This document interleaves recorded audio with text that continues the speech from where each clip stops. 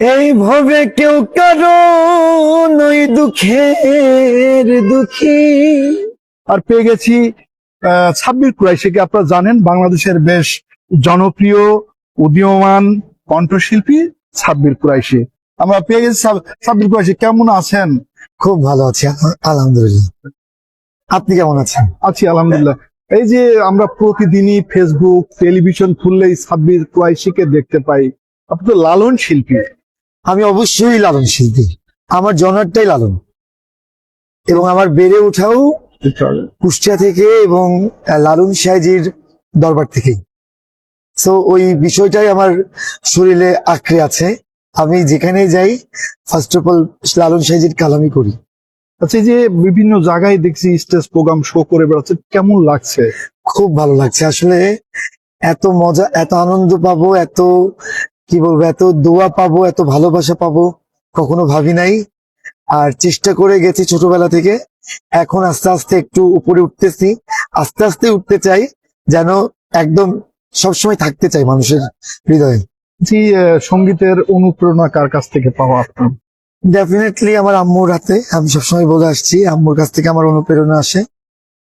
আর আমার উস্তাদজি, যিনি আমাকে হাতে খড়ি দিয়েছিলেন, গিয়াসুদ্দিন বিশ্বাস, তারপর রিনা বিশ্বাস, এবং আমার এখন যিনি আমাকে আঁকড়ে ধরে আছেন আমার গুরুজি উস্তাদ রতন শাহ।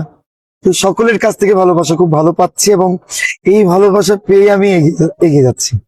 আসলে তো ভবে কেউ কারো নয় দুঃখের দুঃখী। প্রিয় দর্শক, আমরা সাব্বির কুরাইশের কাছ থেকেই আপনাদের দুলাইন হয়তো লালনের কোনো গান অথবা সাব্বিরের কোনো পছন্দের কোনো গানের একটি কলি শোনাবো। সাব্বির বাংলাদেশের বিভিন্ন জায়গায় স্টেজ প্রোগ্রাম এবং বিভিন্ন প্রোগ্রাম করে আসে, তবে লালন বালক হিসাবেই আমরা জানি।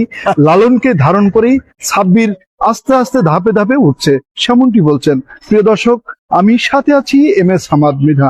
সাব্বিরের কাছে চলে যাচ্ছি দর্শকের উদ্দেশ্যে। সাব্বির, আপনি আমাদের দর্শকদেরকে যদি যতটুকু আপনার আসলে শরীরের কন্ডিশন নাকি? আমার কন্ডিশন একটু খারাপ, বিকজ আমরা ঈদ তো চলে গেল।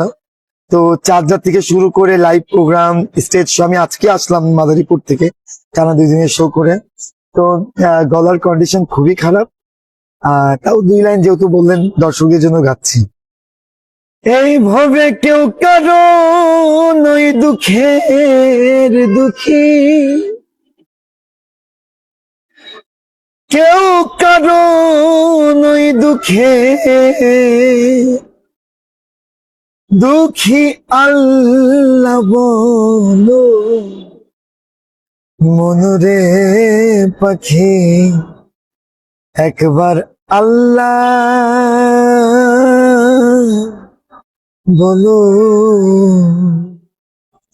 মনরে পাখি।